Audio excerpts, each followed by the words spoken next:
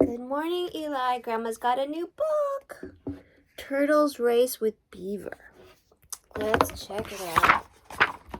To all good listeners, both young and old. And then 2-1. I like the beaver. Okay. Long ago, Turtle lived in a beautiful little pond. She was very happy because the pond had everything a turtle needed.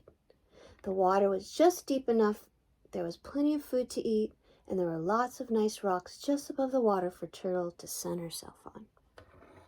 There she is. One day, as happens every year in the north, winter began to come to the land. As she had done year after year, Turtle swam to the bottom of the pond and buried herself in thick mud. There she's going. While Turtle slept for the winter, another animal came walking along. It was Beaver, who had been looking for a new home. "This will be perfect," said Beaver, "once I make some changes." Soon he began doing one of the things beavers do so well. Chomp, chomp, went Beaver as he took down one tree after another to build a big dam. There he is, chomping the trees.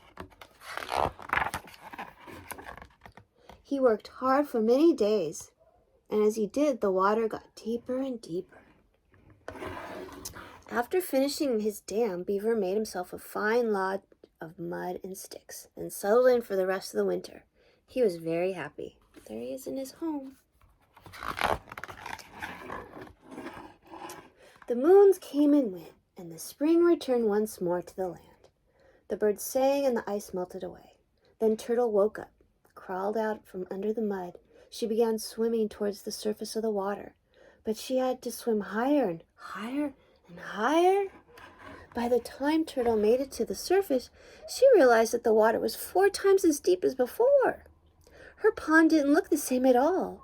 All the rocks she loved to sun herself on were underwater. On one side of the pond stretched as far as her eyes could see.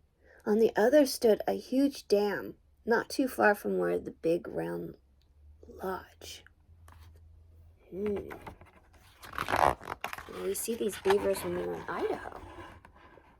Then Turtle heard a loud whack.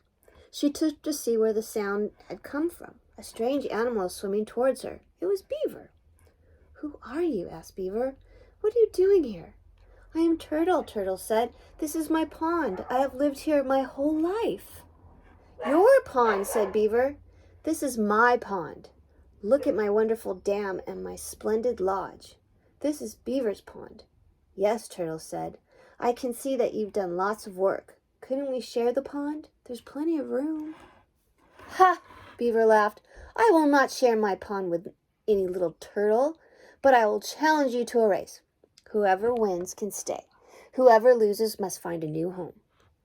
Turtle didn't really want a race. She could see that Beaver was his big flat tail was probably a much faster swimmer. But this pond was the only home she knew.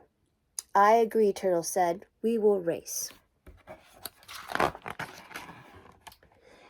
It was decided that the race would take place the next morning at first light. The two would meet on one side of the pond and race to the other. That night, Beaver told other animals about the race. Word began to spread throughout the forest. Look at, they're all saying, "The race, the race." Squirrel told Rabbit, Rabbit told Fox, Fox told Wolf, Wolf told Deer, Deer told Moose. Soon every animal in the forest knew. Oh, there's the bear. Before first light came to the land, all the animals of the forest gathered around the pond.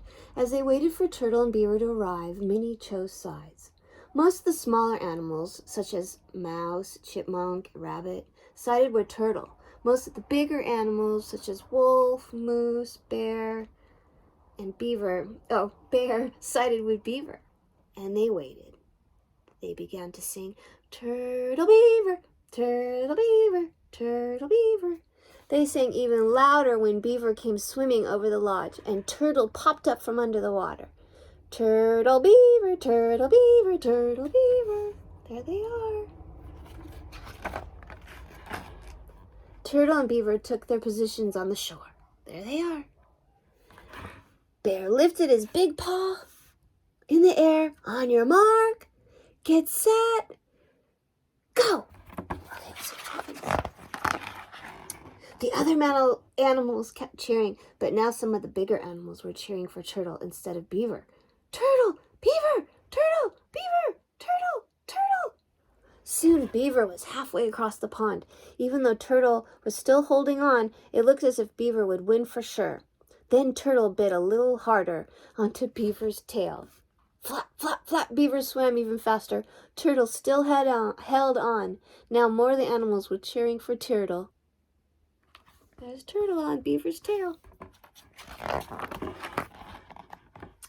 Now they were almost on the other side. Beaver seemed sure to win, but Turtle bit as hard as she could into Beaver's tail.